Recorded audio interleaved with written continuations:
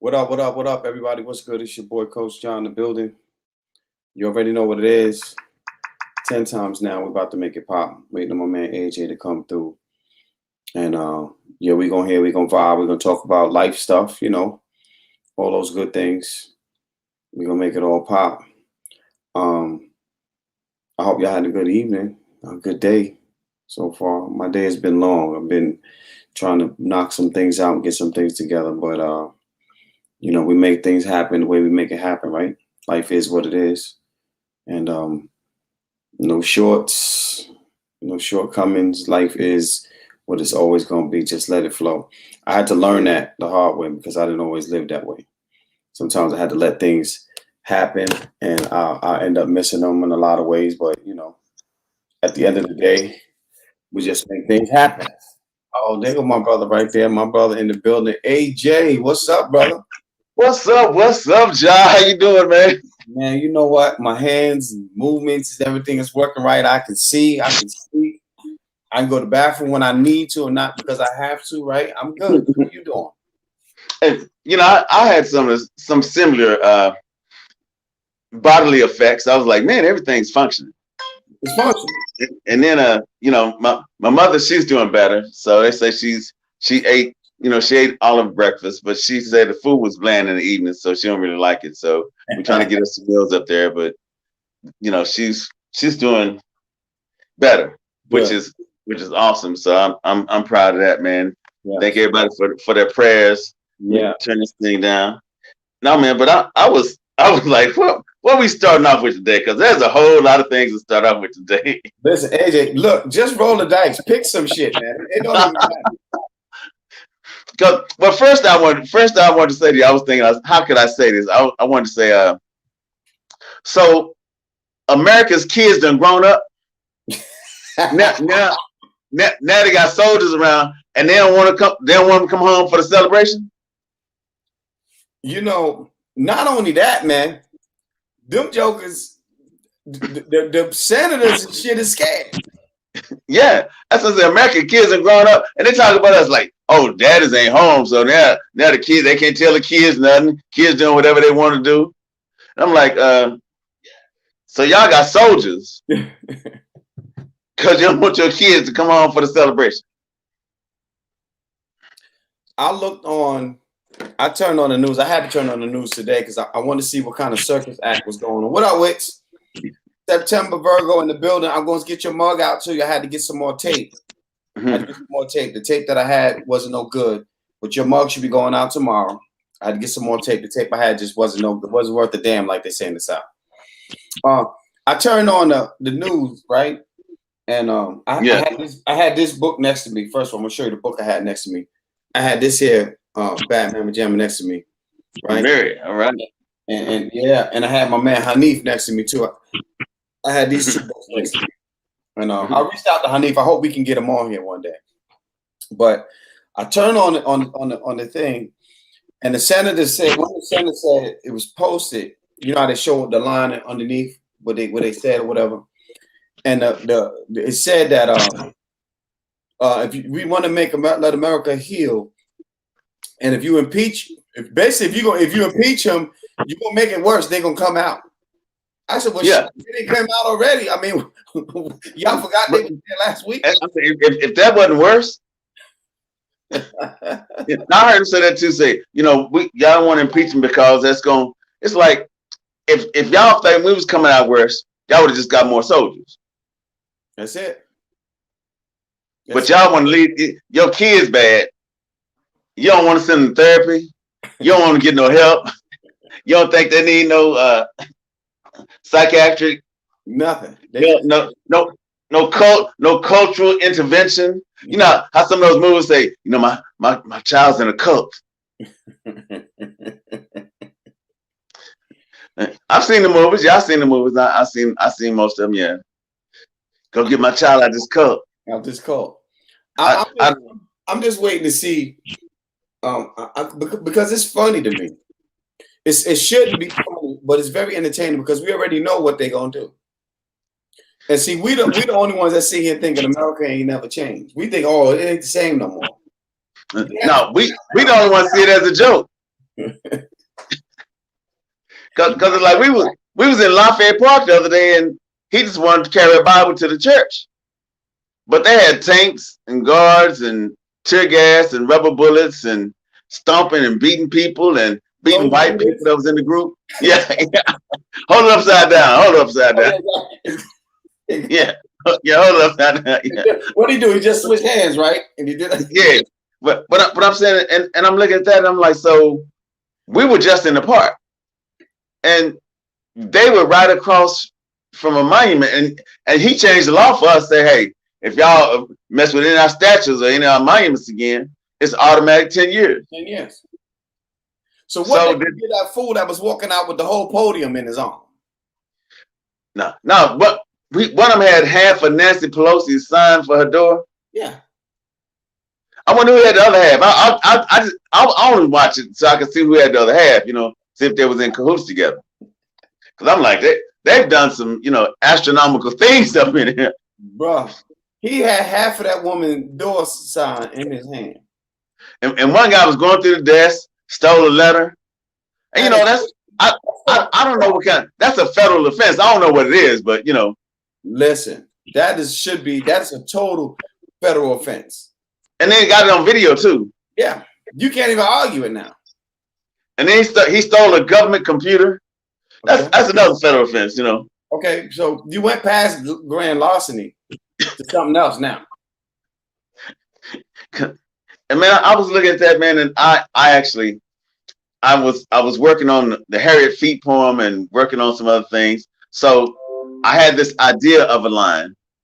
The idea was like basically that we can't tell the difference. Now we can't tell the difference between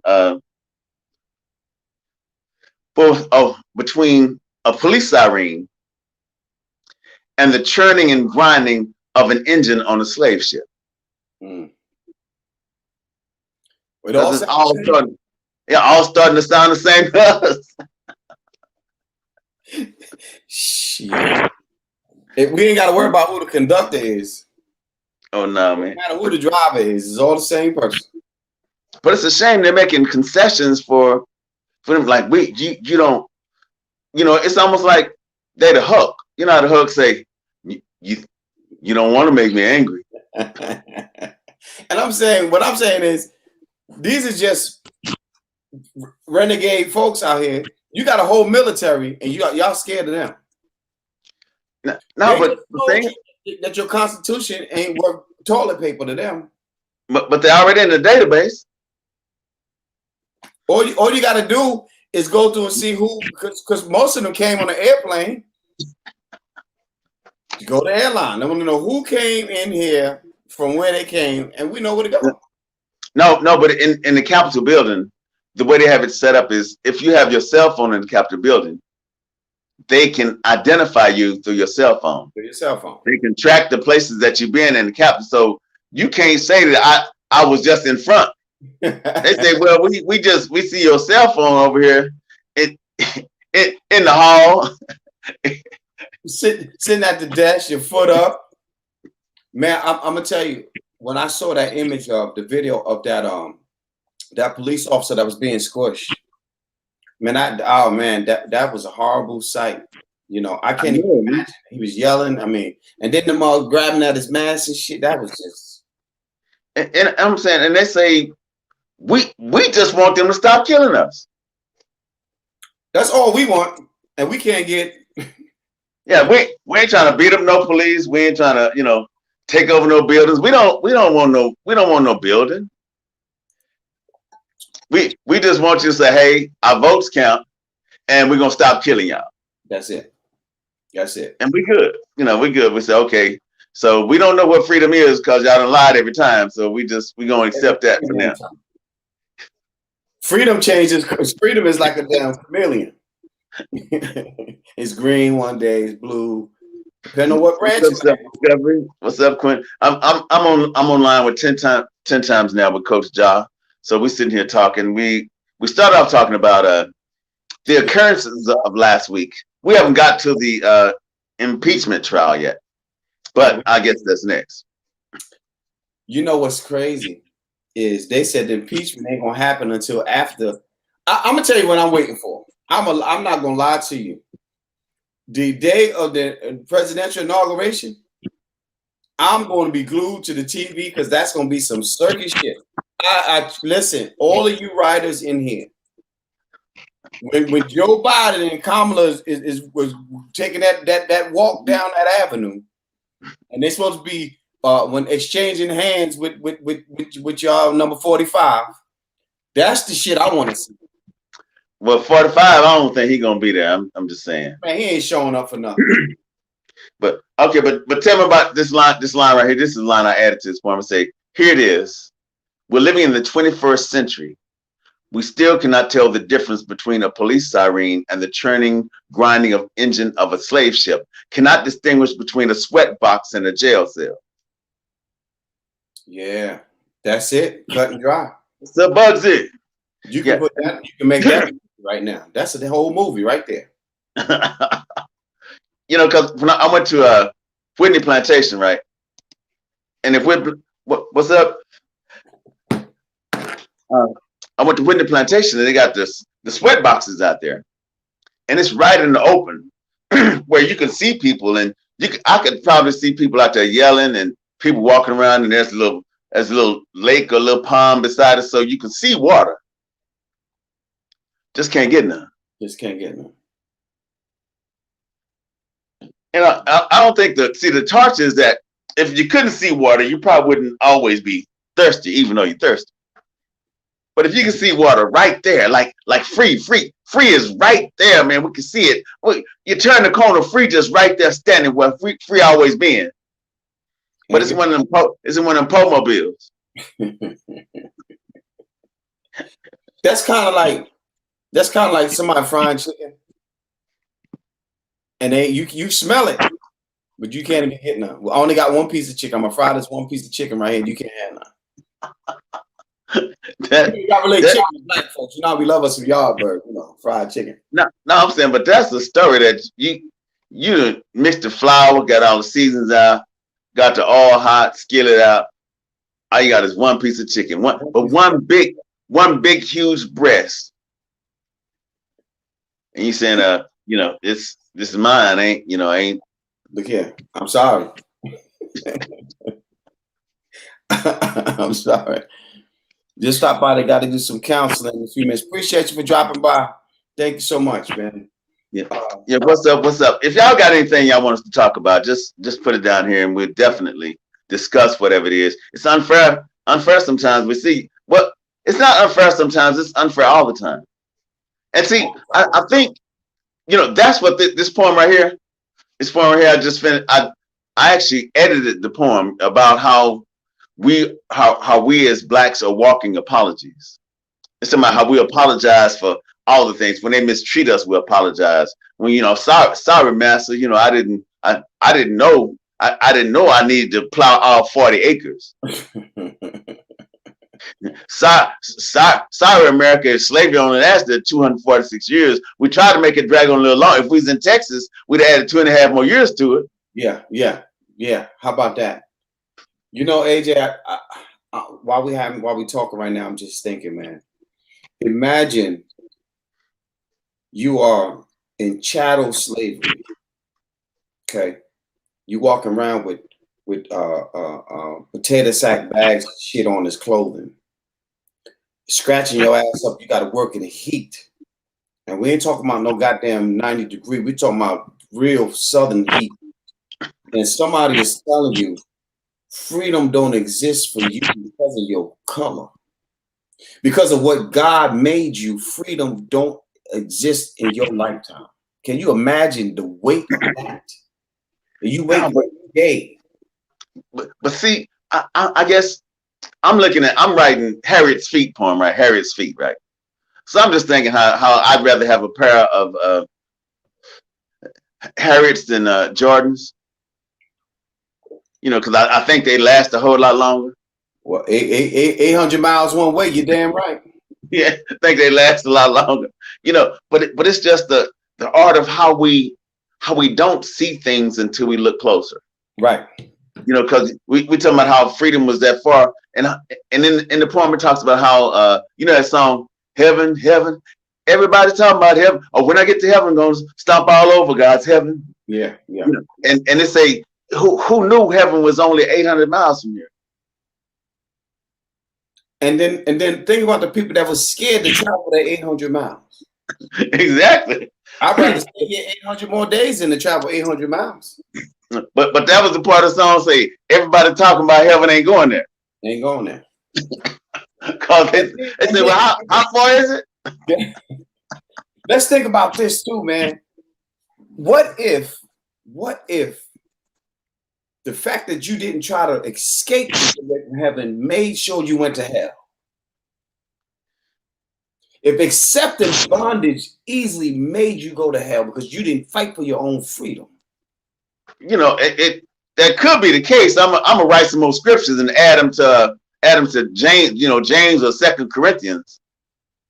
Yeah, it's me and AJ on here, and we on YouTube Live. You want to come on YouTube? Come on YouTube. What's up, Portrait Soul Child, man? What's up? What's up with you, man? I'm over here talking to Coach Ja, man. We're doing 10 times now. Man, I saw you on the show last night. Conversation was dope, man. I appreciate you. We definitely need to sit down and talk.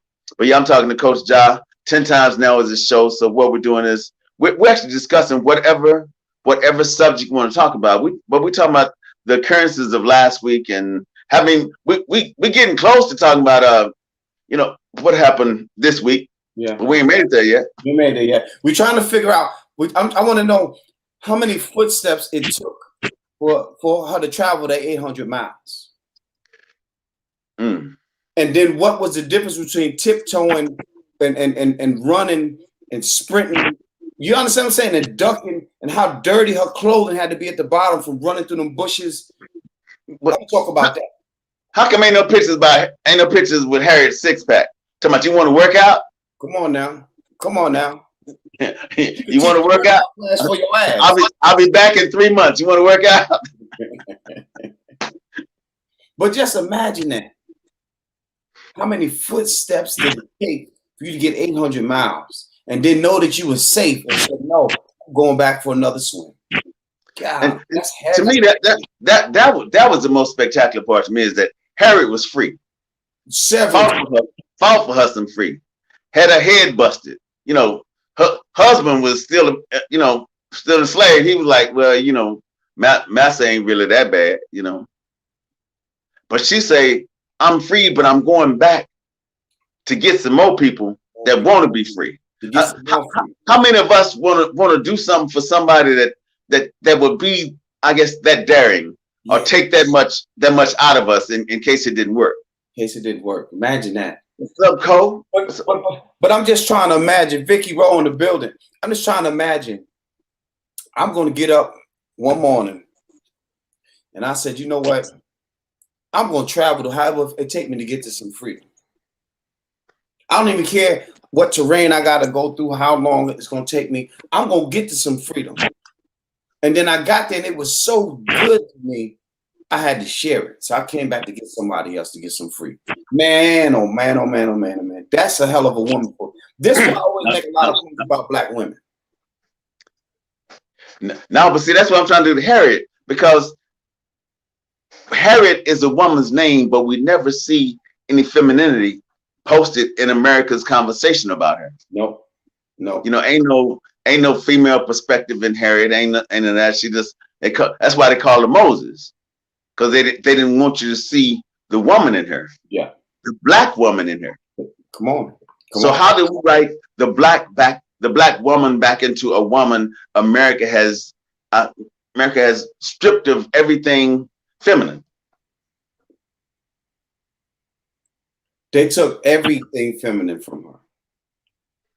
Everything. And we didn't even, and nobody noticed. Not a Miss or Mrs. Just Harriet Tubman. In your textbooks, it said Harriet Tubman. It never said Miss or Mrs. She was married. Yeah. You never gave her that. They never said that lady, this woman named just Harriet Tubman. Man. Never made her name gender specific. No. All you knew she was black because the only one that was gonna be taking 800 miles to free some niggas. That's all you knew. But it's just amazing. It's amazing the history we overlook, even though we know the history that we know. It's like, well, like a lot of people say, well, I didn't know, I ain't know she had walked that far. I'm like, well, shouldn't that be an exciting conversation to have? Oh yeah, oh yeah. I'm just trying to figure out how you even muster up the strength to say that you're gonna travel some 800 miles and then you're gonna come back. That's 1,600 miles one way, one trip. But just think, Forrest Gump, Forrest Gump, he just started running. Yeah. He just running across America, then he just stopped. So I can imagine, Harriet walking with all these people, she say, "Whoa, man, it's my 10th trip, man. Man, y'all just keep going that way, man. I'm tired. I got a friend to stay over on this way. I'm just gonna hang out." Like she just quit. Just quit, man.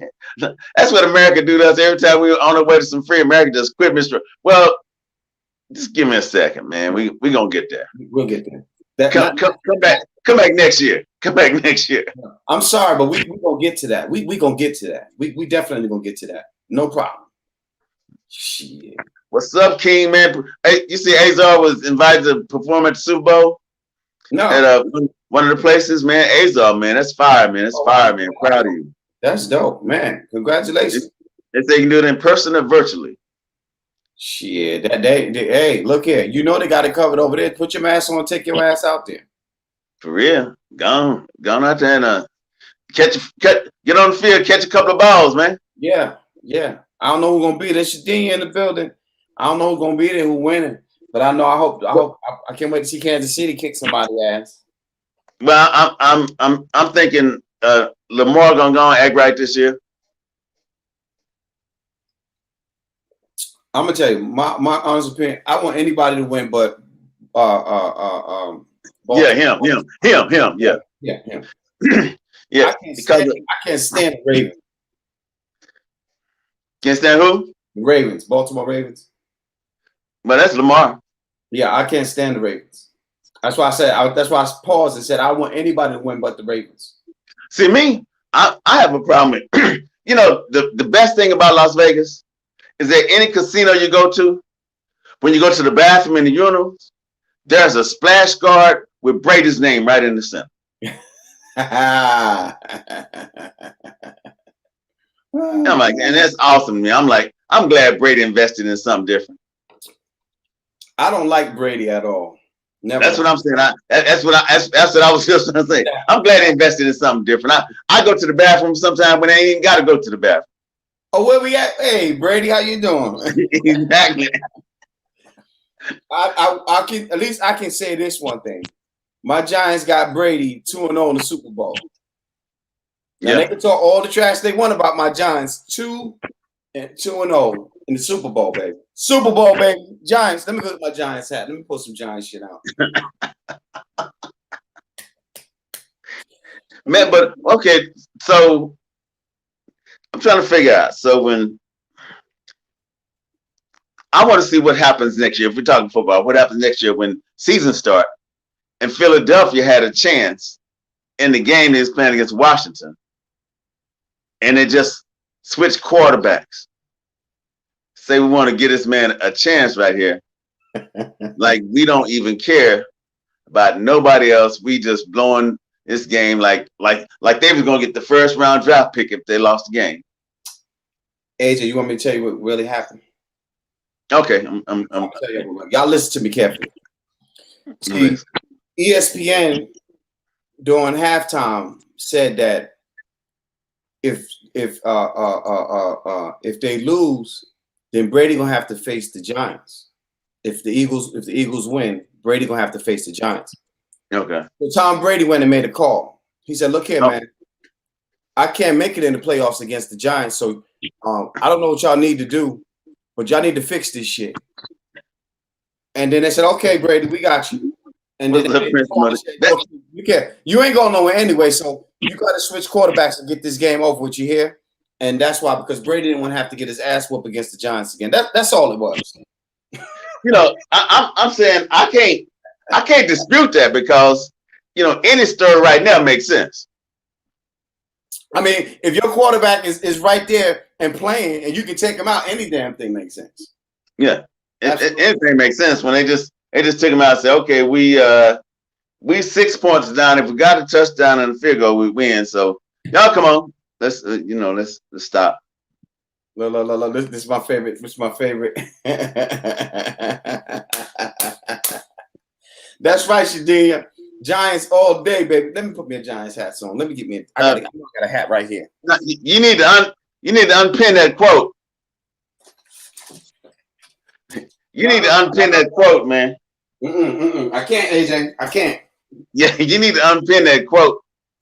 It don't matter what room I go in because it no matter what room I go in, you're gonna get it.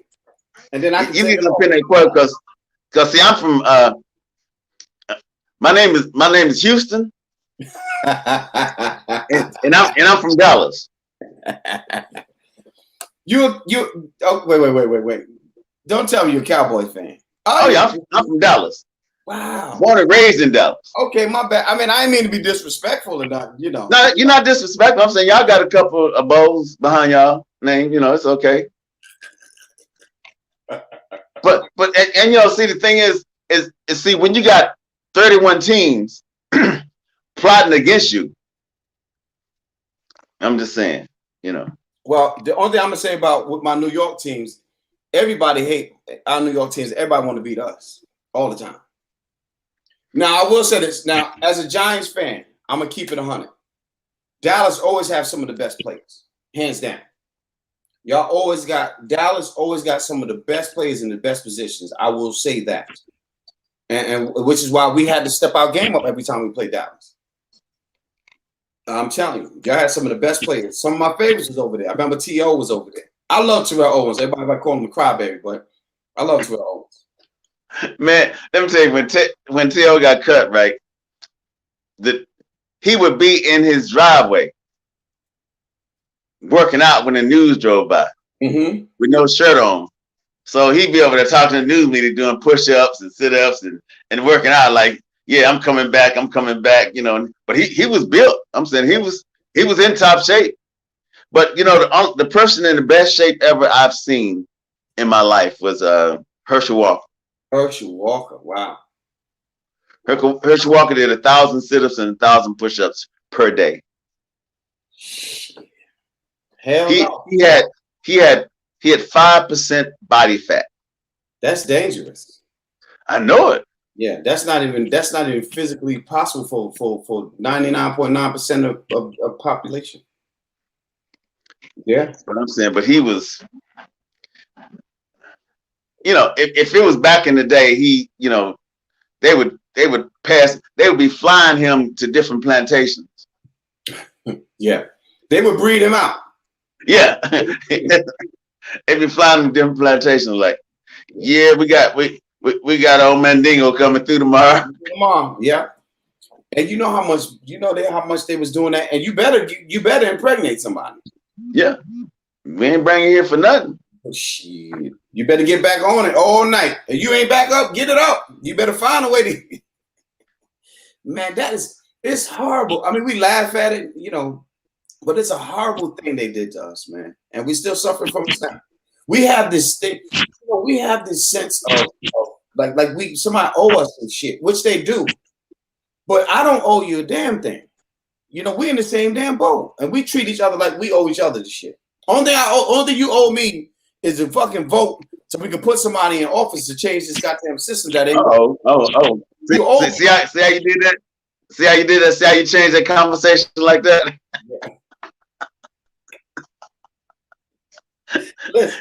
That went right to the heart of it. Because that's what happened during the impeachment. These people were talking, and I just wanted people to listen because I don't think we as Black people have ever paid this much attention to any of the electoral processes. Didn't know that the Electoral College, every 14th of December, they come together and they vote. They pass their votes for whoever won most votes in their state. Mm-hmm. Didn't know that on the 6th, that the vice president come down and just read these names randomly and say, okay, and that's the tally. Didn't know that you can have a runoff if it was within 1%. Because I surely didn't know that. I did not know. Automatic recounting is below 1%. Yeah. It's crazy.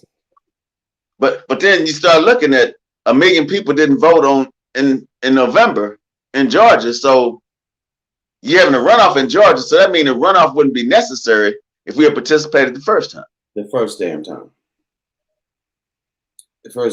I'm on it. Listen here. I'm only asking you to vote. And you ain't got to vote more than once at a time, right? Just one time. Just go vote one time and leave. You ain't even got to speak to nobody in line. Just do that for 15 minutes. As a matter of fact, now, hell, you ain't even got to go leave your house. Just get it sent to your house, fill the shit out, send it back in. Yeah. Put it in the mailbox. Put it in the mailbox. Hell, take that stamp off the back. There's a stamp on the back page you can take off and say, I voted. Yeah. And you ain't even left the house. Send the kids to go take the shit back. Hell, if you live close enough, I'll pick the shit up and go take it. But it's sad that we making a joke out of it. But when you look around in all these places, look at Texas. You had Cruz, you had all these people. Texas had a runoff before with Beto, and didn't work because you couldn't get us to go vote. Mississippi had a runoff. I'm out there standing with signs and putting things on doorknobs and flyers on cars, and we had about 47% of the minorities go vote in their runoff. And I'm like, so what is 47%? You didn't even put the chicken on long enough to cook. It just started cooking. now you got salmonella.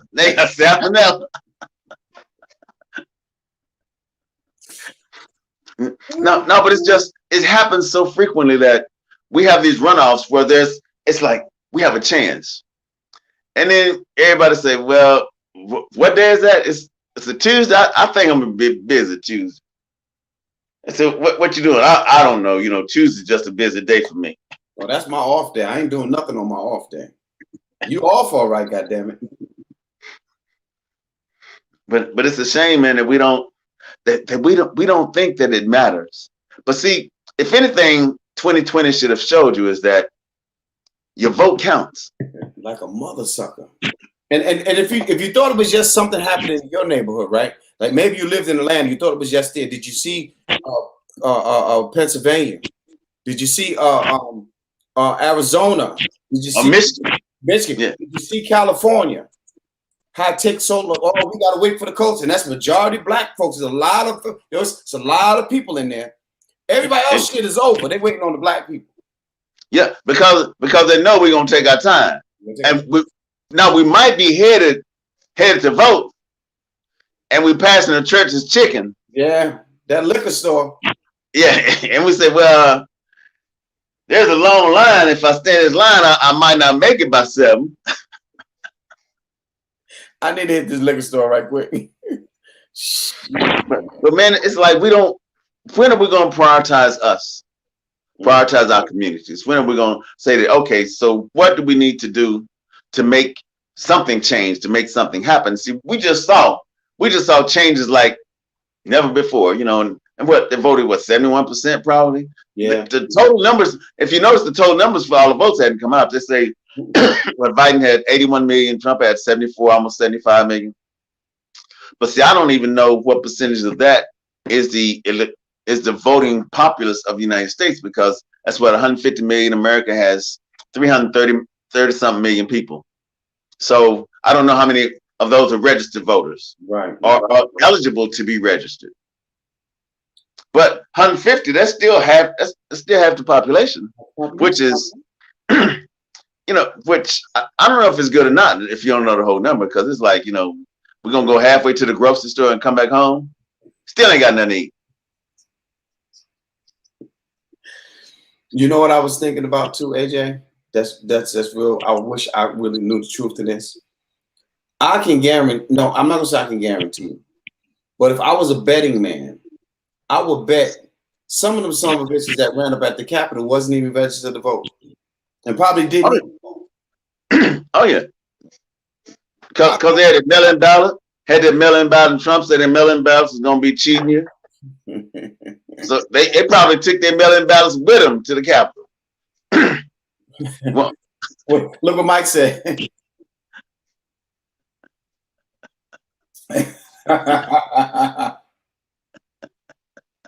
You're right, Mike. Look, if I know one thing about black folks, we're gonna drink some liquor, we're gonna play some cards, we're gonna play some damn numbers. Yeah, and it's Mega Million and the line's long. Man, listen, I drove past that damn Mega Billions today, $700 and something million. Boy, I just turned my head. I said, shh. If I get $700 million, I'm buying me a president. Let me tell you, if I hit the lotto, it's several things I would do. But if I hit the lotto, I will find me a candidate. Now, so what I buy me a person that's gonna be over the Senate. Because Mitch McConnell, he done stopped everything from going anywhere. Oh my God. We ain't gonna even vote on that yet. Yeah, he needs some cod liver oil because he just backed up.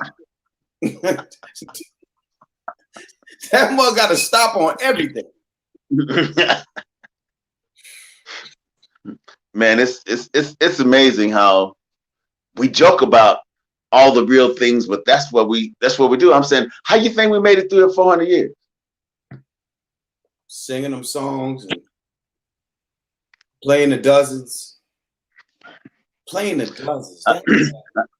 Now I wrote that song in here. Let me see. It's a look how far we've come from where they started. How freedom seems to be as far from now as it was from then. How we still singing of overcoming, still harmonizing songs of someday. What does they say we should overcome someday? And every kid, no matter what age you are, you heard some part of that at some point. But I'm saying, so how long we been saying that song? Some day ago. But I'm saying, but ain't nobody thought about putting a date in there? Can we get a date? Can we get a rain date? An estimation? That's can we at least get a year? Can we get a year? Let's get that, a year in there. Some type of year. But when we start looking at the things that we are participating in, and we see that it's been it has us stagnant. It has us standing still in the same place that it was when they first start participating. Mm-hmm. When they first start saying, this will work, let's do this. But there was, you said a little caption I sent you where the bill, we was talking about, I'm just a bill on Capitol Hill, how to make a bill. Where the bill was sitting there on the steps and they was just tired. Oh man, I remember that one. Yes, I'm like, man, they told us how to make a bill when we was kids. And we forgot already. That shit came right in here and went right back out. And we watched it on Saturday morning cartoons. Yeah, that's what I'm saying. And we be talking about, man, we want y'all to help us. And we don't want to help ourselves. You're right, Mark. You're right, Mike. Martin Luther King said it. I mean, you don't get no rider. How long? Not long. And then they killed him. I listened to Dave Chappelle break down some things too, man. That's one thing I love about Dave Chappelle. Strange, what's happening? Dave Chappelle, he's a comedian, but he dropped so much knowledge. Richard Pryor was one of the first ones to really start dropping science too. When he did that show about the one when they was going into the caves in Africa and they was signing all artifacts, and he was like, man, this stuff started to look like me. And the white people rushed his ass up out of there. You remember that, right? That was. No, I remember when he's the first black president. I remember that one too. He was doing it. Yeah, yeah. Richard Pryor was a genius, man, a genius. And Paul Mooney, they try to run because they think whether he gay or not. I don't give a damn whether he gay or not. Paul Mooney tell you like it is too. He another one. He tell you like it is. Now Paul Mooney, Franklin Ajayi, all of them was they wrote for every nighttime talk show that lasted all them years, and for all these other people. You better know. Paved the way. All your sitcoms that you love, you got to pay tribute to them because they paved the way for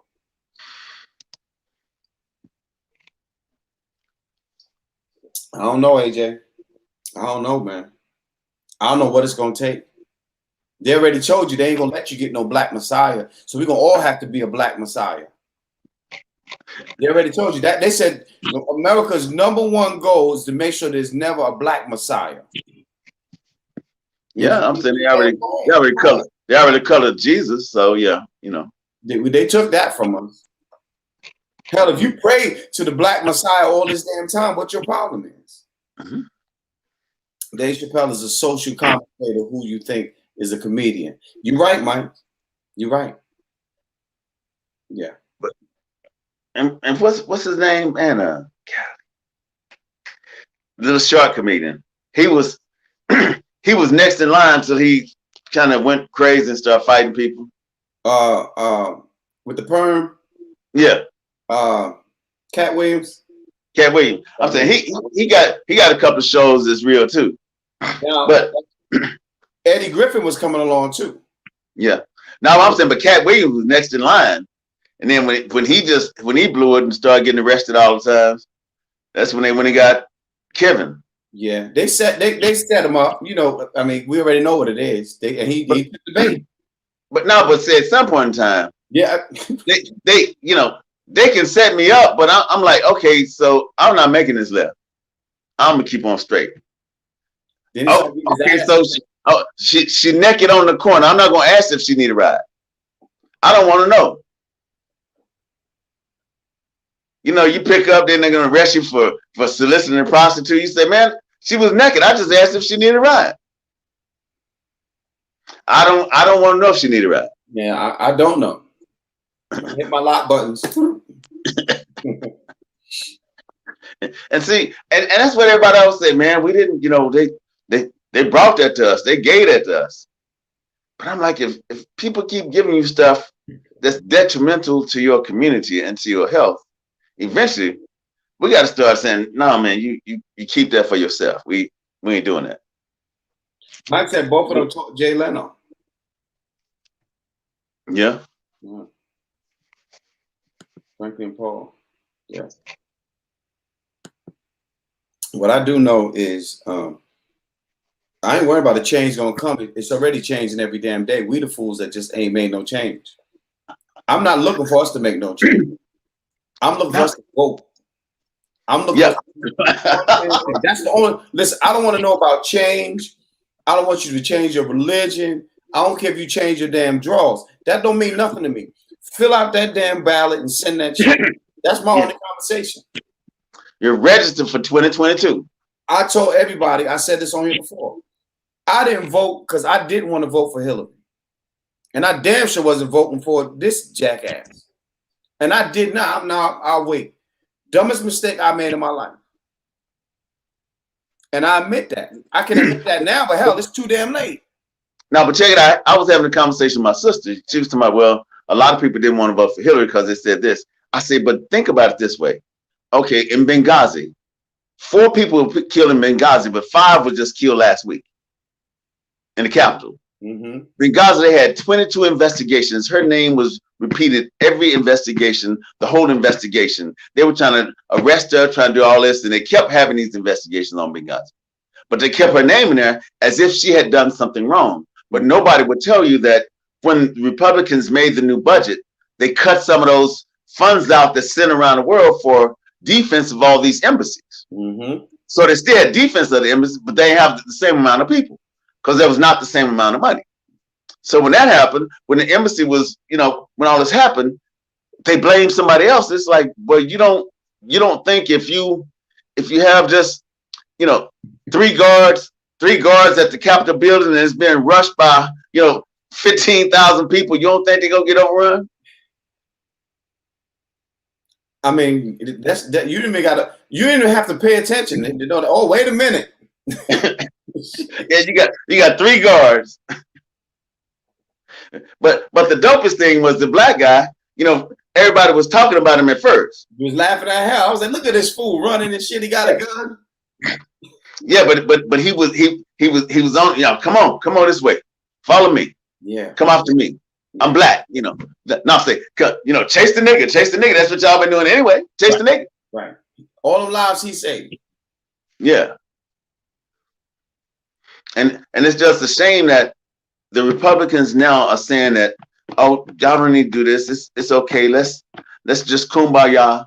Yeah. Let's do it. And I'm like, so you was the same people when Cruz said that he didn't want. He said the votes in Michigan. He didn't say the votes were illegal. He said Michigan had erected 200 illegal polling places. I hope I was trying to tell people, look at that. Look at that. That boy's a genius, ain't he? He didn't say the black votes was illegal. He said the polling places were illegal. So it just happened to be we all voted at an illegal polling place. So our votes don't count. And then Trump said, he said in Georgia, because when Stacey Abrams was running for governor, Kemp was the Secretary of State that was over the election. So he purged 75,000 ballots every time he wanted to. Every time he wanted to. So Trump said, hey, y'all just need to find me 11,780 votes. Y'all did it before. I watched y'all do it. Time and time again. Yeah, I watch y'all do it. So y'all can't. He said, man, it's easy, man. What's the problem? Just go back and say you recalibrated the votes and, you found this 11,780 votes for him.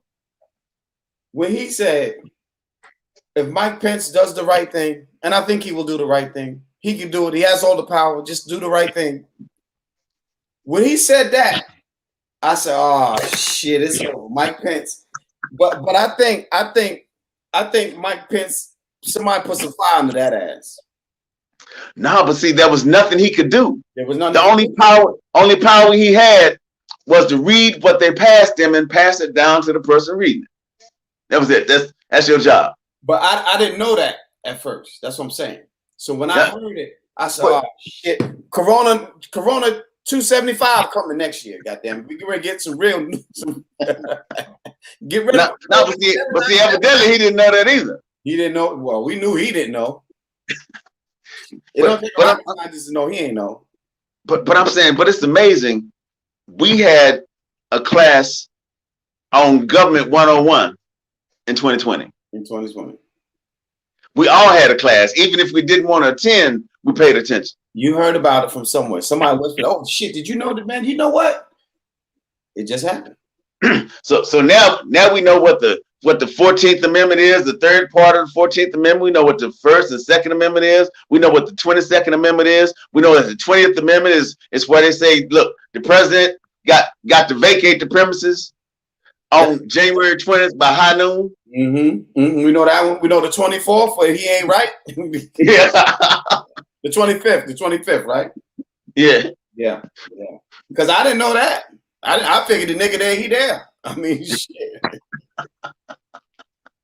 The highest he good. They said just evoke the 25th Amendment. Like, where y'all find that one at? Yeah, well, damn it. I didn't get the memo on that one. I can't tell you what the 5th and the 6th one is. You go to the 25th now. No, but it's amazing how we learn so much about government in the process. Pence couldn't do anything once that phone call came to light. No, but did you? They finally played the phone call the other day. I was telling you about the phone call. I saw it in writing, but I never heard it. But they played it the other day, and I heard the whole conversation. Damn, I hate I missed it. I'll find it because it's somewhere out there. It was Rudy Giuliani called the coach from Alabama that was just elected. He said, "Yeah, can I call you coach? Wow. Can I call coach?" He said, "Yeah, we just need you to slow it down. Just slow it down. Just don't rush anything. Just slow this process down." And it was like,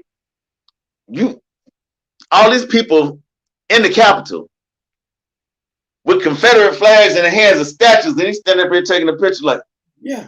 now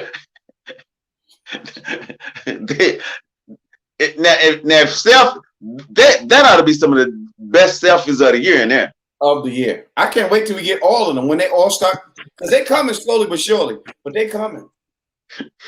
Yeah, so I need to do a master class on them goddamn selfies. As soon as them shit start coming, I'm gonna start screenshotting them. We're gonna do a master class and I'm gonna break them things down for you. you see, I posted a picture of him with the Confederate flag in the hall. Oh, did you? On the page?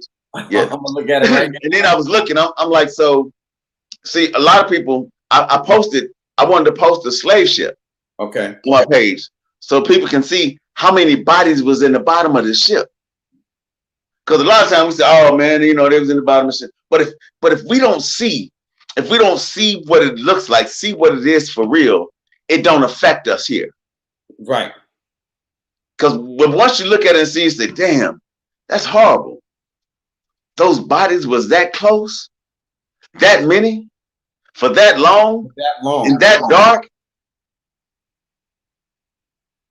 Then we start saying, wait a minute. So this is real. So these pieces that we write, why you write black? I write black because you haven't wrote black yet. You ain't even talked black yet, let alone wrote it. And I'm saying it's hard to tell people that I want you to know your history, but you don't really. If you just gave your history, it don't hit you right here. You say, "Oh, Harriet, I know about Harriet Tubman." No, you don't know about Harriet. Oh, I know about Tuskegee. No, you don't know about Tuskegee. Oh, I know about the Tulsa raids. No, you don't know. I know about the bombing in Philadelphia. No, you don't know. Yeah. I say, you start looking at some pictures and start reading the text and seeing the whole story. You say, wow, this was, they didn't say it was this many people died in Tulsa. Right. They didn't say it was men, women, and children bombed by the FBI and the police in Philadelphia. They didn't say that. Right. And we start looking at it and we say, look, America, they got some apologizing to do. But they don't have to apologize because we're not even trying to figure out what they did wrong. They did wrong. They said anywhere between 90 and 99 bullets into Fred Hampton's apartment. Yeah. 90, they don't even know how many fucking bullets. Between 90 and 99 bullets. They turned that apartment into Swiss cheese. And all you know is, the FBI came and killed Fred Hampton. No. They slaughtered the commission. They turned that apartment into Swiss cheese. But we're not listening. And that's what I tell people, that they say, well, why do police keep killing us? It's like, don't you know how easy it is when it's just one story? And we tell the difference because when we were in Lafayette Park in Washington, there were tanks, there was police, there was people in uniform with no signal, no name tag. So people, you didn't even know who they were, but they're arm in arm with shields. And then you standing there talking about, hey, no justice, no peace. And they say, hey, eat these bullets, swallow this tear gas. Yeah. So this man can go over and hold his Bible up. But these people just ran up to the Capitol like, hey, can y'all move that fence for me? Yeah. That little rail, one of them little rails you just push out the way. It's my constitutional right, is what they kept saying. This is our house. But look at it now. Look at pictures of the Capitol now. Look, it's our house that them slaves built. And they got soldiers sleeping on the floor of the Capitol. They all just lounging around waiting for Confederate flags to come back. Exactly, Kendra. That's right. Yeah. Yeah. When I did the poem about the bombing in Birmingham when they killed the 4 little girls. Yeah. And the reason that I revamped it when I did is because I'm still working on revamping it again.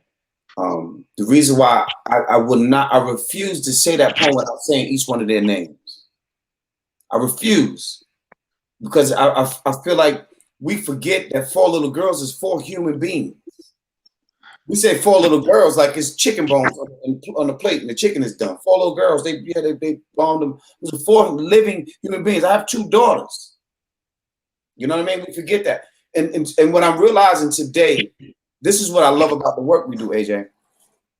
My poems, and I'm writing my poems, and I'm talking to my son, and I'm talking to my daughter, and I'm talking to them in that mellow tone, but that voice that you're going to hear, I want it to resonate because they need to know these people don't like you.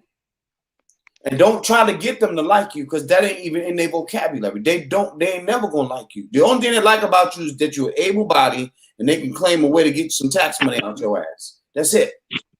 And I want my children to remember that. But I want your children and Mike and Kendra, everybody on his feet, I want your children to know that. You got to deal with these people the way they're dealing with you, man. But we got to start dealing with ourselves differently. We got to start. When the old man used to choke the shit out you, get your ass out this damn street and go. We got to get back to that. We do. No, but see, that's been my whole thing. Like, we don't have no black laws for black streets. Come on. Well, you know, the reason why they get rid of our black laws is because our black laws is run by the gangs. And I'm not talking about these little pea shooting, killing everybody in the neighborhood crowd people. I'm talking about the real gangs.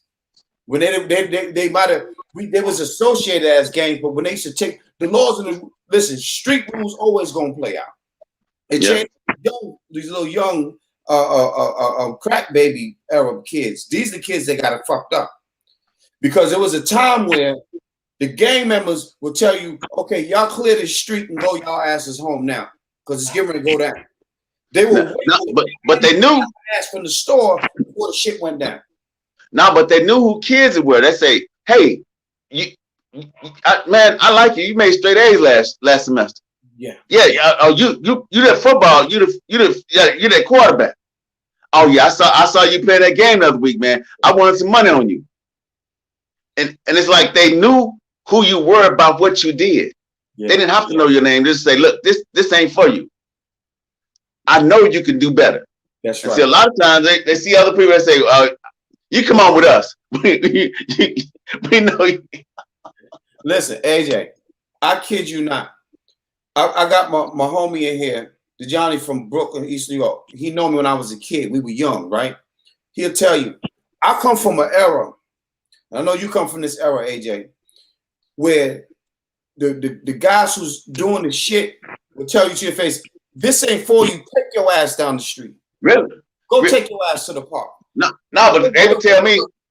No, they tell me, chips, 50 cents with your juice, and get the fuck off of this block. Now they tell me, Josh, say, look, your daddy was up here cussing everybody out the other day. You need to get your ass out. my daddy be cussing everybody out. And they say, your daddy's up here cussing everybody out. You can't be up here. You know, because we do everything, but that man crazy. Your daddy's up here cussing everybody out. Preachers, everybody. The code didn't change. They just they neglected it. Yeah. They just decided that the block don't. But see, the problem right now is even the ones on the block don't own no property on the block. They own shit. They don't even own the car and the rims they lease it. You can lease rims now for your car. AJ, listen, hold on. Listen, I'm driving down the street, Wilkinson Boulevard, I think it was, in Charlotte, North Carolina. I'm driving down, and the sign said you can rent tires and you can rent rims. Who in the fuck is renting rims? If you gotta rent rims for your car, you can't even afford your damn car. But not just that. When you don't pay, it's gonna be on blocks. Imagine that shit. Your 22 is gonna be on 22 bricks.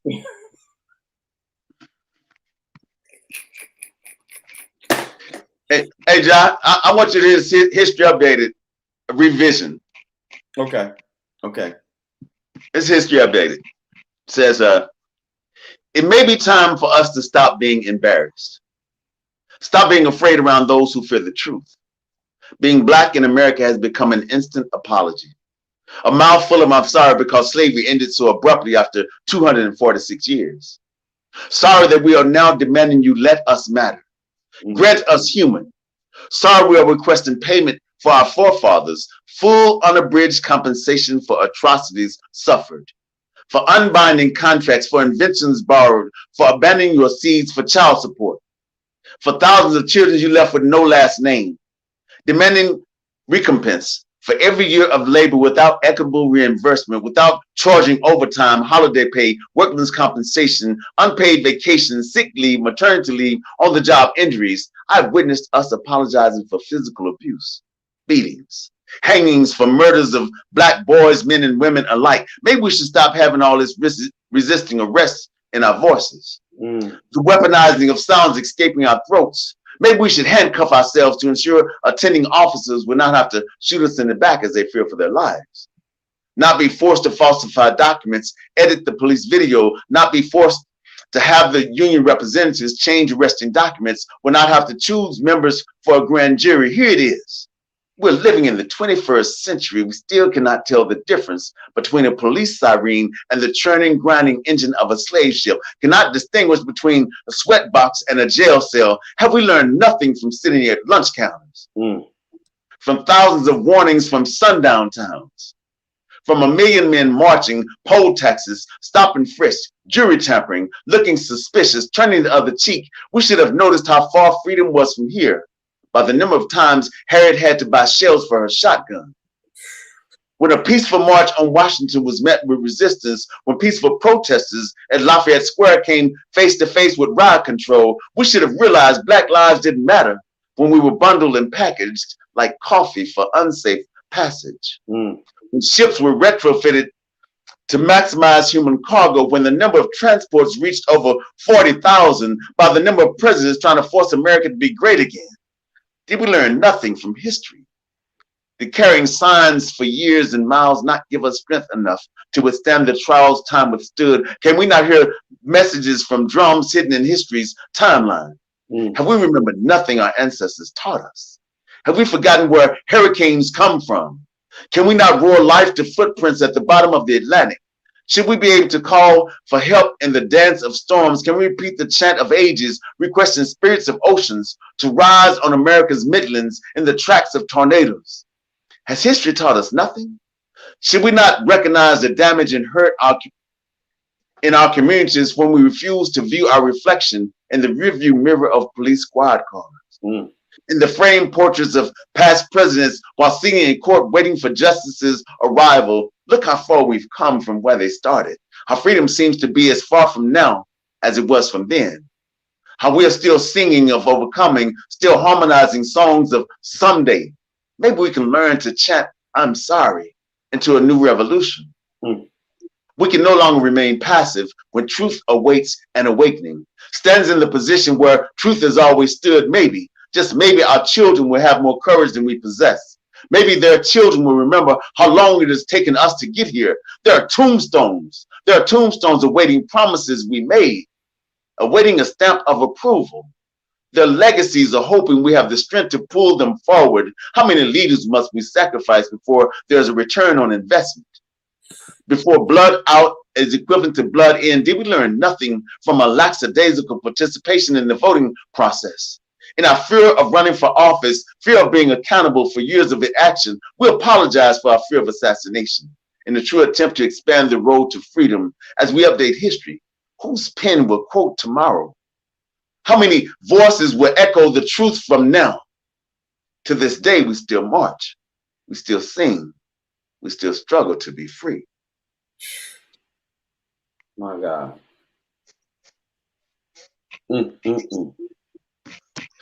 Yeah, that was my final edit of that piece. So yeah, man, I'm happy with it now. I'm good with it now. There's some weight in there, brother. It is some weight in there. I just don't know what the fuck is in the water, and it ain't just one city. It ain't just one hood. Yes, because it's only some of us. They say only the strong survive. Well, shit, there's so many dead right now. It don't make no sense. They can't figure it out. What's in the water? Well, I know it's in Flint's water. But did you read the other day that they're thinking of charging the mayor of Flint? Oh, they said they finally charging them. Okay, with criminal charges. Yeah, they should. What's up, man? Live. What's up?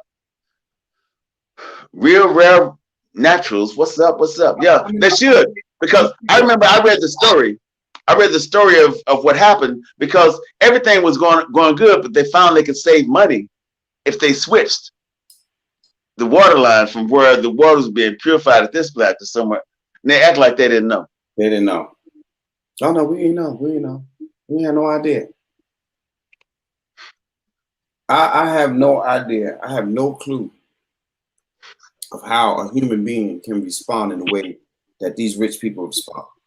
I don't never want that much money. If money made me act like that, I don't never want that much money. Yeah, I'm saying it's tired of hearing about how money changes. Money don't change shit. That's just who you are. Yeah, but and not just that. It's like, who do you owe to keep getting money? Because it's like everybody that's got this money will overlook something somebody else done because they owe them something for getting that money. For getting that damn money. How about that? Let's talk about that. Shit. Yeah, because I'm looking at all the Republicans that's apologizing, that's saying, hey, he ain't really that bad. Yeah, he did tell him go down there and fight. It was like a chant for a football game, but fight, go, fight. All of them. Giuliani ass said it too. All of them said it. And Junior too, yeah. Yeah. Well, I expect Junior to say it. I mean, that motherfucker. No, but it was like, I don't understand if it was. Don't you remember when Obama wore the tan suit? Mm-hmm. And they was talking about that he should be they should get rid of him. Yeah. They should impeach him. How the hell are you gonna wear a tan suit as president? And I'm like, how the hell are you gonna wear some tan skin as president? That part. So, but this man has done so much wrong, and every time they say, well, it ain't that bad, just like they say, slavery wasn't that bad, Yeah. Of course you could say, God damn it, you wasn't there. But I'm going to jail because your dog went through some shit. But my ancestors ain't mean a damn. And I'm not taking anything from the dog, but if a dog if it's a dog life or my ancestors' life, who life I'm gonna save? Oh yeah. All that dog, I hope he can run. But I'm gonna grab my grandmother. You better damn believe that.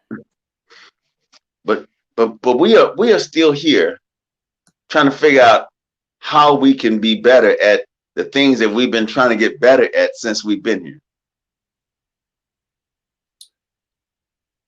It's still we think that the American dream has the word black embedded in there somewhere. Yeah, I think dream ain't got no B in it. Damn sure don't. Yeah, dream ain't got no B in it, so it can't be for us. It can't be for us, man. But we're waiting. We're waiting for it. We're still acting like it's gonna appear someday. But one line in here I really felt is like, so we've made promises to tombstones that we haven't kept yet. All our ancestors and the parents before us and all these people we supposed to carry these fights and carry these mantles, and we haven't kept this word yet. We haven't fulfilled these promises. We still here ain't voting, still here ain't participating, still here ain't trying to do nothing in our communities. We ain't fighting on our streets to help everybody understand. Look, these are our streets. So if we can't clean our streets, how we expect for somebody else to come here and clean our streets? Because can't nobody clean your house like you can clean your house. You better know it. You better damn know it. You know where everything goes. So if we clean our streets, the police wouldn't really have to be there at all. Police would come and say, hey, officer, what you doing over here? We got everything over here taken care of. What you doing over here? Until we get to that point, though, right? Because we should have been there hundreds of goddamn years ago. So until we get there, like, and that's my thing. Like, what fucking language do we need to speak to get there? To where we can say, we don't need your help. We got this under control. They ain't breaking no laws. We got this. Really? And see, that's what my father used to do. Yeah, the police are they get a lease and a contract to police an area. I didn't know that. I didn't either. I found that shit out a few years back that like Charlotte Mecklenburg Police Department was short 200 some odd officers from having a full staff. How in the hell are you short 200 plus police officers? They short 200 officers. 200 plus from having a complete staff. So by the time the DNC, not the DNC, the RNC was supposed to come here, and then you had CIAA before that, the police officers didn't have a day off because they don't have enough staff to cover the shit. What kind of shit is that? So I heard, the next thing I heard was Huntersville, which is the next town over, right? Huntersville had dismantled the contract for CMPD to work in Huntersville. You don't bring y'all shit over here, we got it covered. And what kind of hell is that? So your police can't police. Not making their money. They put a black card on them. Bring your ass over here. It's making that money. What's up, Rudy Roo, Minnesota girl? Right, all right. Yeah, I'm sitting here talking to Coach Ja. This is 10 times now, and we're having a conversation about everything right now. He's talking about when the DNC was supposed to go to Charlotte, and they were 200 police Republicans, and they were 200 police short of fulfilling the need for their police force. Yeah, I don't know how you be 200 police short. How are you 200 plus? Don't leave out the plus. 200 plus. Okay, 200 plus police short of having a full staff. What? So that tells me two things. Tells me two things. They'll tell me several things. Let me say that first. If your police officers ain't getting the proper rest, how are they going to do the proper job? That is not possible. I can't be at a goddamn computer if I ain't slept good and do work. So how am I upholding law? You understand what I'm saying? And then what that's saying is, why can't you recruit? What is it that people are saying? No, hell no, I don't want to be no police officer. No. Of what criteria are you really looking for? Are you looking for? Yeah, because a lot of times, there were jobs scrutinized against us to where it didn't matter what qualifications you have. They were going to find one that you did. Yeah. They can find something that way. I went to a town in North Carolina called Blackbird or Black something.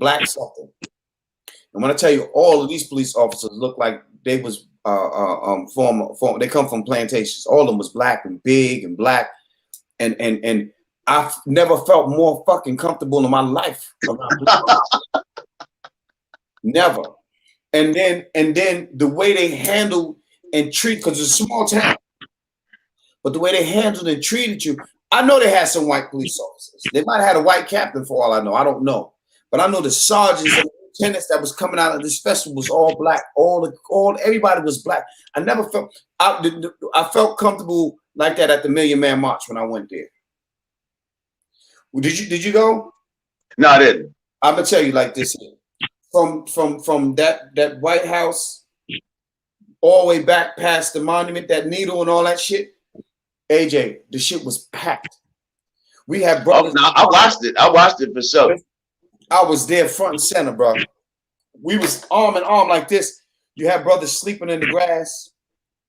It wasn't a piece of straw paper left for them people to clean up on that grass. Not a damn thing. It was immaculate the way they left it. The trash receptacles might have been full, it might have overflowed a little bit, but they didn't have to get on the grass and pick up shit. And I'm telling you, it was a sea of them all over. I never felt more comfortable. The weather was perfect. As a matter of fact, I was standing right behind Ed Lover. Remember Ed Lover and Dr. Dre? Yeah. I was standing right behind him. And if you remember on the film, he said they wouldn't let Winnie Mandela speak. Remember? They wouldn't let Winnie speak. And Dr. Dre said they had just told her if she spoke at this, that they was going to bring her up on criminal charges. And so she couldn't speak. So she had to have one of the brothers with her speak her words. She couldn't say nothing. So she's standing at a podium. And they gave out the number. They said, call this number and ask your congressman why they refused to let Willie Mandela speak. And Dr. Dre was right here in front of me. He said, I got the number, I just got through. And he was so close to me, he might have spit on me. That's how close he was when he screamed the shit out. But what I'm saying is, I never felt more comfortable around black people ever in my life, besides my family reunion. But why can't we be that every day? But you know, that my argument about us is that there was a time I've traveled everywhere. There was a time when I first got in the Army, I could walk down the street in Philadelphia and I say, you know, what's across the street? What's up, man? And there was an instant connection because we shared this. And now there's a problem when we don't share this. Yeah. You know, I'm saying, why if we black, do we still have to choose a color? That should be way, way, way away from where we are right now, because we have to find a way to say, okay, so we will march when the police kill us. Yeah. But nobody says anything when we kill us. When we kill us. So there has to be something that we can do amongst ourselves. Yeah. You're right, John. Some code of honor. There's a system in place to prevent us. But adding to that too, the system don't work if we vote and put the right people in place to make the system work. So the system is there, but our problem is we're not using it. And I'm gonna give you the example that I always give. Ku Klux Klan said we want to get rid of niggas and Jews. At this point in time, you ain't had no Jews in Congress because they ain't like them, right? They had no Jews. They had no Jews in Congress. The Jews decided, let's learn these laws and use these laws to help us build what we need to build. Now you can't go through Congress without getting a Steinberg or all these Jewish names in Congress because they knew how to use the laws, but we don't know that those laws work for us. We haven't figured that shit out yet. But I'm saying 2020 should have taught us that. But that's what I'm saying. We finally understood that. Look, if we just register to vote, and then we say, oh, this person right here sound like me, look like me. I go to the church that he preach at. Let's vote for him. Mm-hmm. Now you got Warnock as a senator. But the thing is we didn't do that before, and I don't know why we didn't. But I don't know if we'll do it again, but I know we had to learn something from this.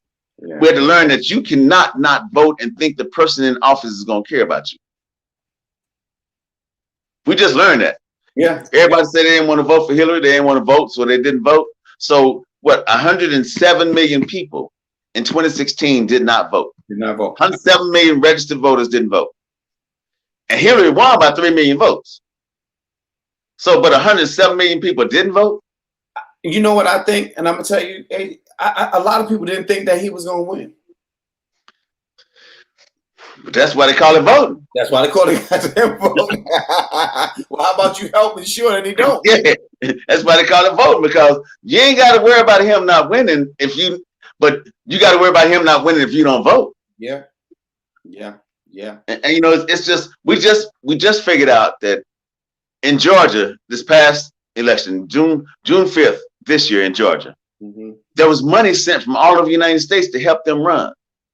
So what if we looked at that and we say, okay, so we're going to put this little organization together. So we're going to find some people running for office that we believe in Charlotte, in Texas, in Milwaukee, in Dallas. And we're going to say, look, we need to put some money. We ain't got, collectively, we can have a lot of money, but individually, we ain't got shit. But we say, okay, we're going to put $5 a month together. So if it's 2 years from now, $5 a month is, what, $60 this year for me. Yeah. $60 from you. So if we got 100 people at $60, so that's $6,000 now. So now we're talking. Now we're moving up. Because if you figured out, we had a conversation the other day. He said that if he had to send mailers out, he had to send mailers to every person in his district. Right. So if there's 55,000 people in your district, and you're gonna send a mailer out, you got to send out 55,000. You can't just pick. I'm saying you can move around in a different way, but you got to send them out to everybody. So when we understand that this system is set up to where you can't do this shit by yourself. There's no way you can run for office by yourself and get it. There's no way that you can, like everybody said, a black agenda, but you saw Cory Booker and you even see the vice president dropped out. Dropped out running for president because they couldn't get no money. You can't run with no money. So until we understand, ain't nobody coming to the black community because the black community ain't funding nobody.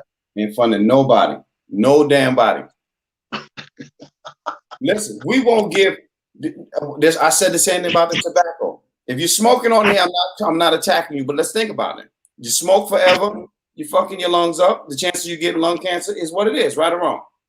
Right. The tobacco company, when you sign it, when you go fill out and they ask for you donate money, oh, they donate money.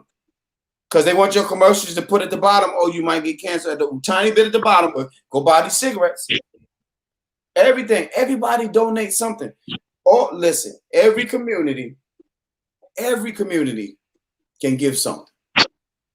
Well, consider, okay, check this out. Consider the person running for office, your HOA.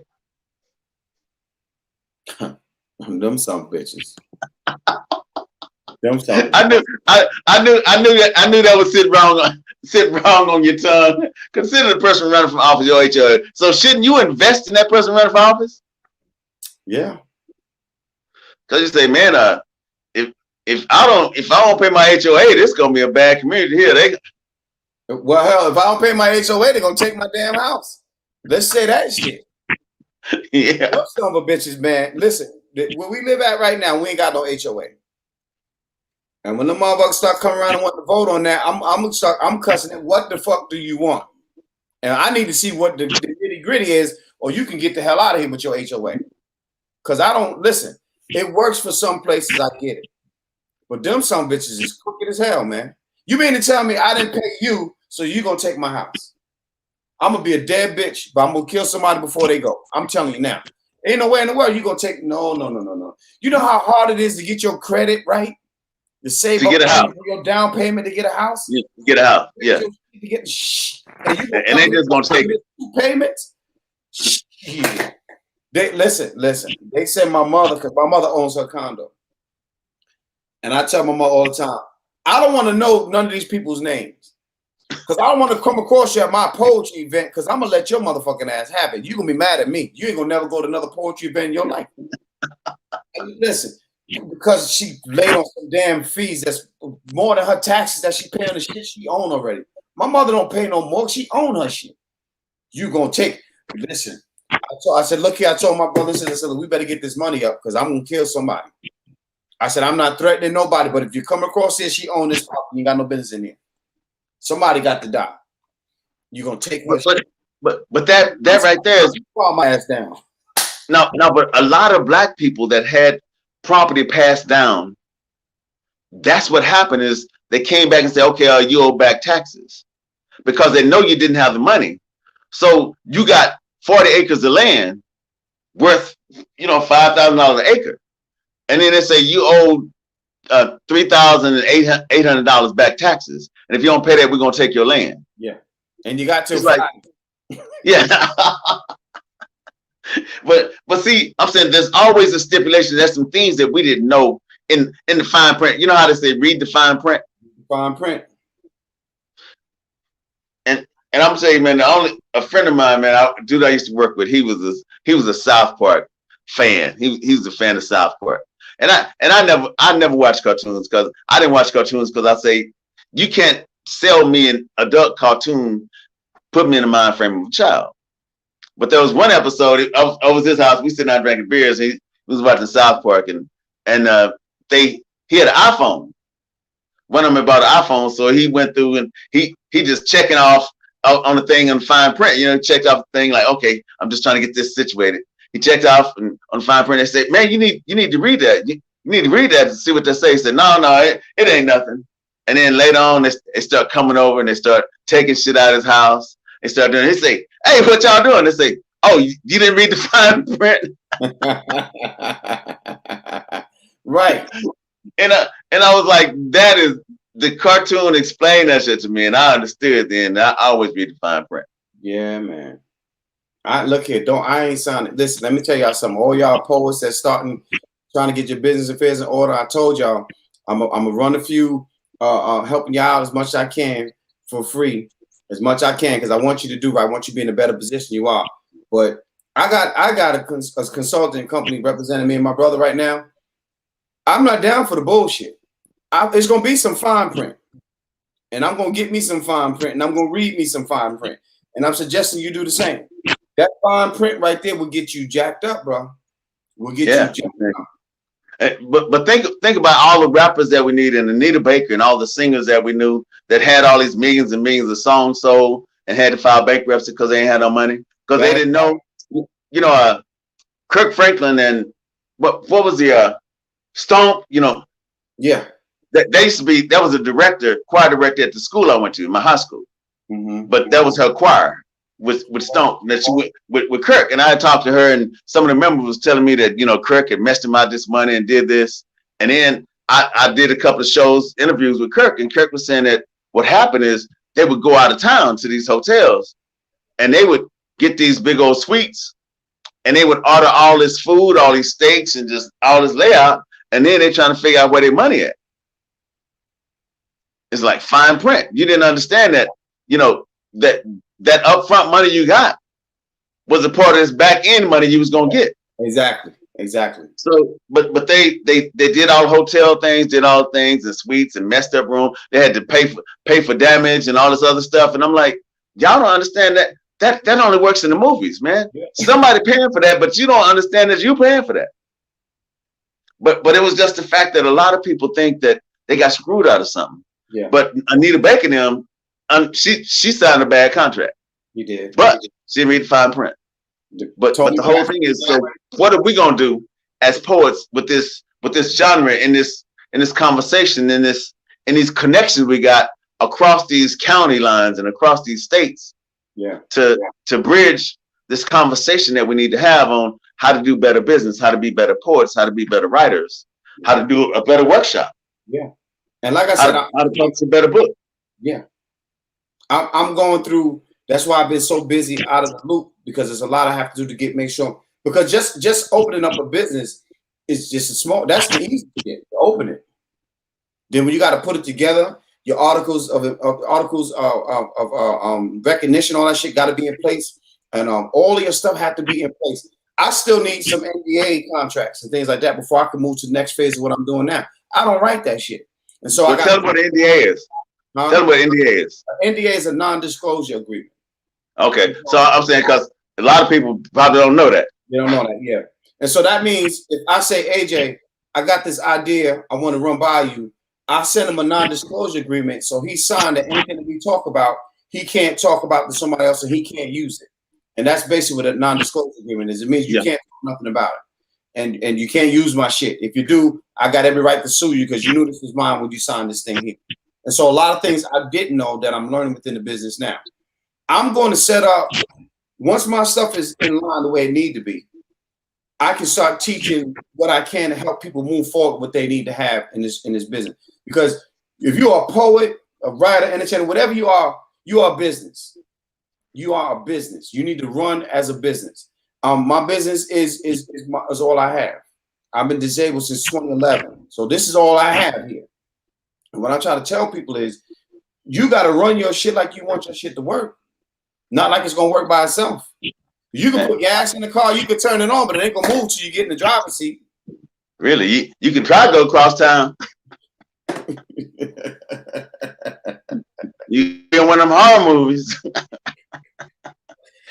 No, but I just started pre-selling Still Black. Gotcha. But I just finished, and the book was basically finished, but I just finished about 8 poems. And all 8 of them going in the book. So now I messed up the table of contents. I messed up the flow. So I got to put them in different positions. So, and that's the only thing changing up, but it's still coming out first week of February. Gotcha. I'm just restructuring now, but I'm saying I am so proud of everything in the book. And it's just amazing that we sitting here writing and we're working on things. And I just want people to understand that you need to make sure that whatever you've written sounds exactly like you thought you wanted to. Right. Go through, edit it, take the these and the ands and the that's and all those things that don't go, and see if you can connect those lines, because a lot of times the only thing keeping you from having a great poem is all the pause words that you have in the poem that you wrote. Yeah. You can see where they won't go smooth. If you move those words out, you'll see where sometimes you have to make a metaphor just so you can continue what you're trying to write. Things like that. It's a lot of little tricks. I got a few things that I'm getting ready to whip out. I'm gonna be doing some. What I'm gonna do. It's gonna be really special for writers who really want to learn and do things. I'm gonna do competitions, but inexpensive competitions. And then we'll have a collective and things like that because I want to help people. I want to push writers. You know what I'm saying? I want to push writers to writing better and doing better, but I want to push you to doing your business part, man. I don't want to see you out here suffering. Don't never let nobody tell you you're a starving artist. If you say that, you need to be smacked in your mouth. I'm never accepting that. I'm never accepting that. That's like saying I'm poor instead of saying I'm broke. Yeah. Now you might be broke, but damn it, you don't know what poor is. Because if you've been poor, you know. And you'd rather be broke than poor. I'm broke right now. And that ain't no metaphor. That ain't no damn metaphor. And if you ever been poor, you know what I'm talking about. You know. But check it out, man. You know that what time is your other meetings today? I got another one it's supposed to be at 9. It's supposed to be at 9. Yeah, because you know Miss Parker, the 7 Kings. Yeah. I said I'm probably not going because I got to do some other stuff before. I got to do stuff to prepare for that meeting. Me coming in there for 50 I told her we had this. She said, well, you know, can you just cut it short just a little bit and come to Zoom for this? And I'm like, you know, you asked us, and I really think it's an honor to participate. But I said I'm gonna do everything I can to be there, but I'm not canceling a whole bunch of stuff to make everything work. Yeah. But you know, I think it's an honor that you know it's dope that she wants us to be, and I'm willing to participate. Absolutely. But I guess to me, a lot of times when people say, "Look, I want you to come and practice," I don't really feel like Allen Iverson, but I might sound like him a little bit. I'm gonna sound like him a little bit. Yeah, because I'm like, I'm not reading anybody else's work. And what I do tonight, I'm not sure I'm gonna do that. I think I put it in the chat. I said I don't practice. The only time I practice particular poems for a particular thing is if it's a certain thing that they're paying me to do. If I'm going off my vibe and whatever I'm feeling in that moment, all my poems are about me, even if they're not about me. You understand what I'm saying? So I'm always going to be someplace else. And I try to tell people that my preparation for me doing a poem or performing, my preparation is getting in the shower, brushing my teeth, having something to eat at decent times so I'm not burping on the mic. That's how I prepare. I've been doing this. I've been performing since I was a teenager, but I've been doing this full time for 7 years now, going on 8 years. And I don't know what practice is. The practice is before the show. No, I'm saying all my practice is that the piece is done. My practice was writing the piece. I'm saying because I hear every image connected because I think the piece is finished. Yeah. And if you hear something that ain't connected, I'm saying maybe your ear's better than mine. Yeah, maybe they're better than mine. Because even if I'm reading the piece and I can see where it's at, I'll fix the shit while I'm going. Oh yeah. If you're not doing that, you're not practicing. You know what I'm saying? If you're not doing that, then you're not practicing. And see that's what I'm saying. I don't know if I want to what piece I really want to read. I'm saying because I'm finishing pieces now. I just finished the edit of this history updated, right. And I'm still working on Harriet. and you know I still have my Tamir Rice poem to finish up. Still got my Fred Hampton to finish up. Still do some editing, some other things. You know, I got a lot of work. And so, like you said, I got a paid feature coming up on the 2nd. Yeah, I saw that. That's a 25-30 minute set. That's cool. I'm gonna be there. I'm gonna definitely be there to support. Yeah. And then I just finished the poem Breathing. Uh-huh. And I'm looking at all these things. I'm like, man, I'm happy with everything that I've been finishing. Right. And I don't even know everything's going to Still Black, so it's cool. So I don't know, man. Still Black is gonna be the bomb to me. I don't know. I had to make sure it was comparable to the Black Book of Black. My things I say in the Black Book of Black, I like action, I like Harriet, and there's another poem I think is a standout poem in Still Black.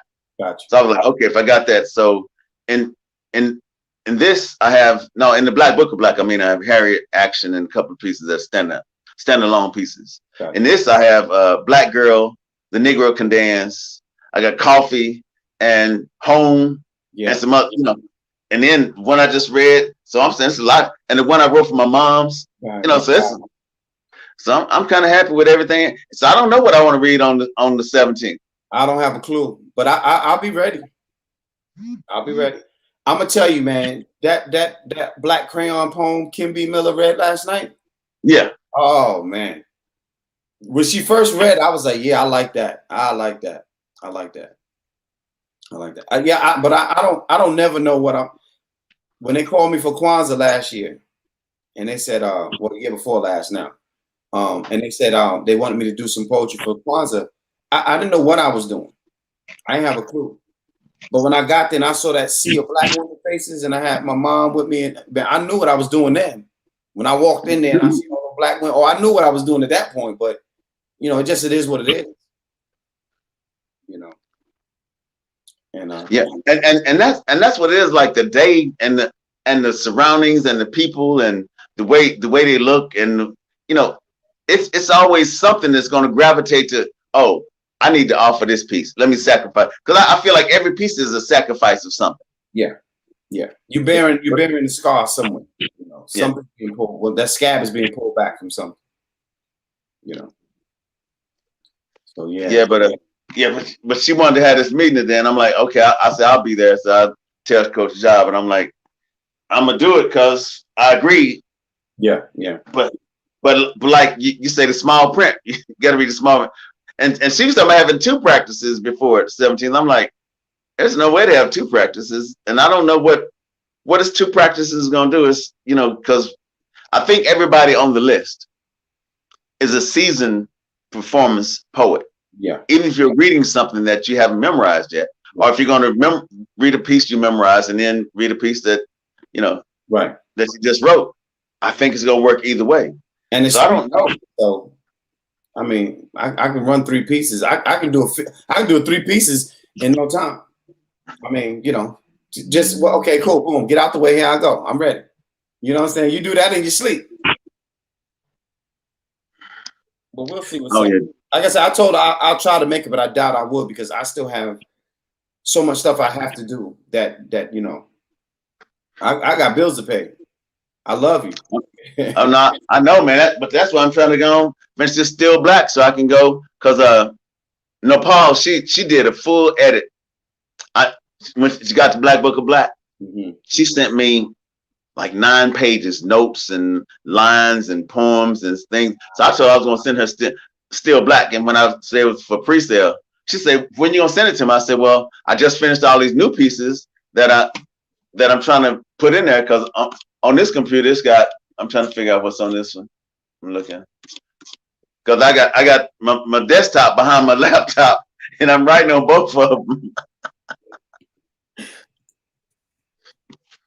But no, man, I appreciate you, man, so much, man. And it's the bomb, man, to sit down and have these conversations. And I know people think that we just talking bullshit. We're not. Yeah. But there's so many points. If you want to talk about something, just send us the subject. Yeah. If you want us to talk to somebody send them to us. Send them to us. No problem. I ain't afraid of no bear. You better, what that man said, if I'm having a fight with a bear, you better get in and jump the bear. Yeah. As my dad used to say, playing domino, he used to tell people, he say, if you see me in the woods fighting a bear, help the bear, motherfucker. Help the bear. Help that damn bear. And then sometimes I be in the domino and I say, you see me in the woods fighting a bear, man, help me, man. No, don't just help me. Every now and then I need that help. Man, yeah. But yeah, man, I'm gonna my only plans for the night now is eat me some food, and then I gotta finish up some stuff for the next meeting, and we'll see what happens after that. And give me some sleep, be ready for coffee time tomorrow. Oh yeah, man. I'm gonna come through in the morning. Yeah. Now I'm looking at I don't even know what I want to read tonight because I'm saying I haven't read 5 Generations from Here. I read Coffee probably a couple of times. Mm-hmm. I just finished another edit on Home. Then and Home. I'm happy with Home. Home is probably going to be one of my favorite pieces in the book. Wow, wow. And then Confessions of an Inkpen and Witness Protection. And We the People, Dressing for Church. Dressing for church. I still ain't start finished editing this putting this tile. I haven't finished editing that yet. I haven't been back to it. I read. I bet I'm gonna get back to it, but I mean, I got so much other stuff to do. You know. No, but that piece is fire, man. I don't think there's a whole lot in there you need to change, man. I'm telling you. It's some fluff I need to take off, and I probably have a few metaphors that are calling me in there. You know, but we'll see. Cause mine, I just went back over today and did another edit on. I'm like, man, and the trip was, if I'm glad I read it before Warnock won his position, because it's talking about Ebenezer, talking about Martin and Warnock and all the people that are from Ebenezer, and how that church split from other churches. It's talking about how they build communities, how there's an expansion of community supposed to come from the church. That's why we're dressing for church. But I think it was just so apropos that he won his position, won Senate. Yeah. Mike, everybody need the Black Book of Black. Everybody need that book. Everybody need that book. Everybody, the whole America need that damn book. Appreciate it. But I sent 200 copies off, man. When I first finished the book, I sent 200 copies to Oprah, Mike Eric Dyson, Ice Cube, Ice-T, Will Smith. I sent a copy with a bio and a press kit to everybody. Mm. And but I was sending it to the agents. So a lot of times you don't know if the book made it to them, or if they got a stack of books, so it's just a stack of envelopes. Where people say, oh, that's all the stuff that people sent you over there. Yeah. Because I'm quite sure everybody sent plays and scripts and concepts. So I'm like, man, somebody gonna. But I handed one to Professor Griff. Has a copy that I gave to him. Professor Smalls has a copy, and also Banner. Yeah. Banner has a copy because when I opened for them, I got a picture of them with the book. I think I'm gonna start reposting the pictures of all the people that got the book. Posting and tag them in. You got it, damn it. Don't act like you don't know. Strange, if you didn't get your copy, DM AJ and he'll get you straight. And then Professor Griff, man, I called with me and Professor Griff and talked sometimes after I opened up for him a couple of times. He was like, yeah, man. So we talked. And every time he come to Texas, I would wind up, I'd go check him out.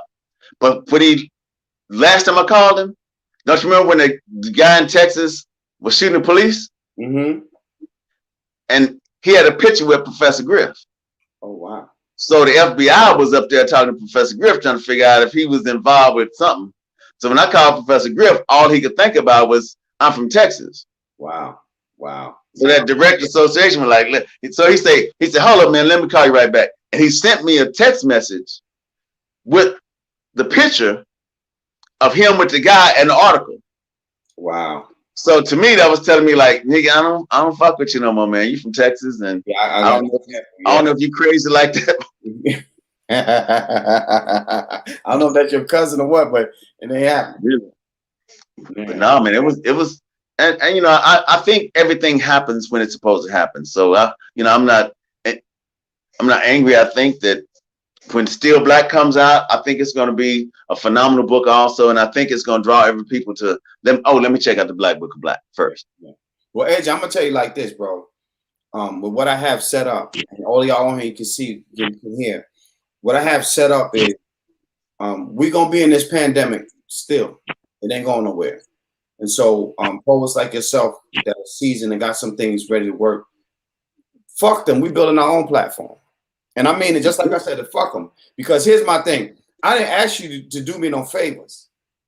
But if I'm helping our people and you saying that's what you're about and you don't help or see a way to help, it ain't about me, it's about our people. And if you can't do it, then fuck you. I don't have no time for the foolishness no more.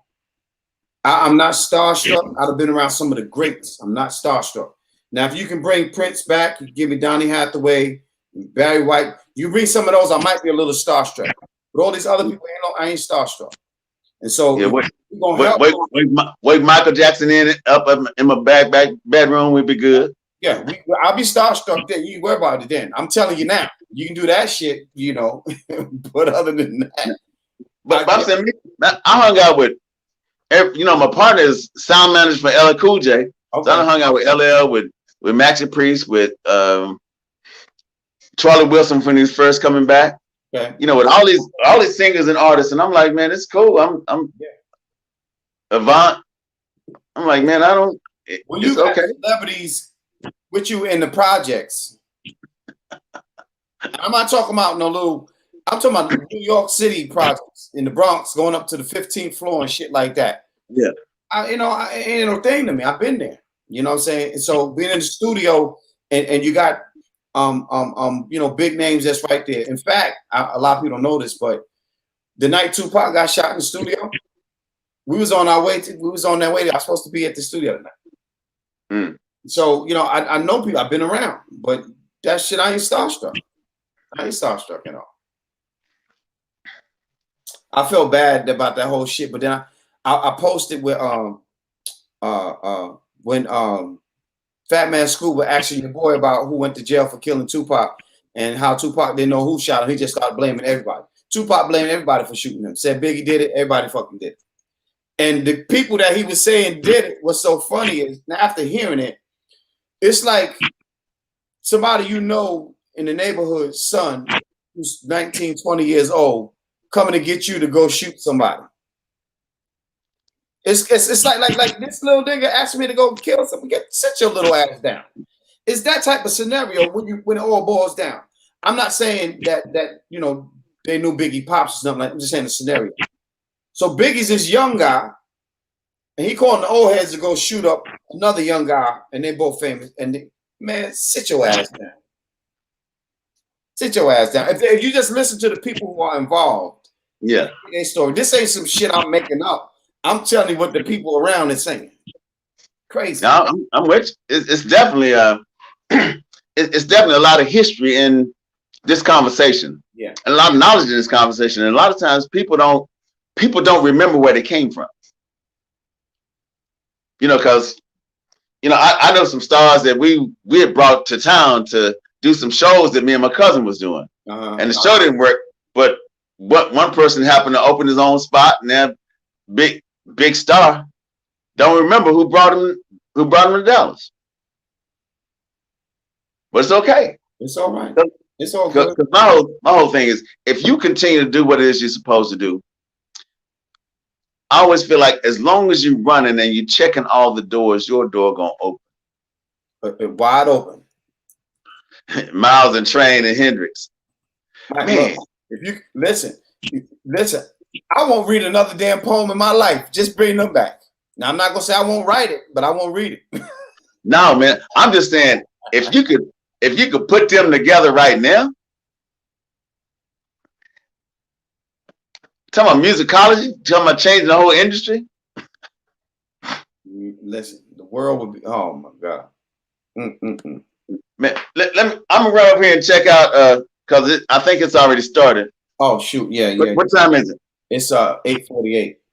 Yeah, because it started what 5:30, 8:30 your time. Yeah. So I'm gonna go over and check out Miss Parker and go and participate in this, man. But I love you, my brother, man. Appreciate you, man. And definitely, but I got to call in some people, so I'm waiting to hear back. So next week we might have some other people on the show. Good. We working on. We get them slowly but surely. And I'm gonna try to pop in. I need to tighten up some stuff. I didn't realize what time it is too. I need to tighten up some stuff, and then I'm gonna try to pop in. If everybody's performing, y'all probably still gonna be on for a little bit. So I'll pop in as soon as I can. And it was cool. Stefan say, "Oh yeah, I got my book." I'm like, "Cool." Yeah, that was cool. Yeah. Well, brother, I love you, man. I appreciate you. Love you too, man. Working, we got work to do, and I'm excited, man. I'm ready. Okay, for sure, man. Me too, man. I'm ready. All right, family. We're talking a minute. Peace. All right, peace. IG.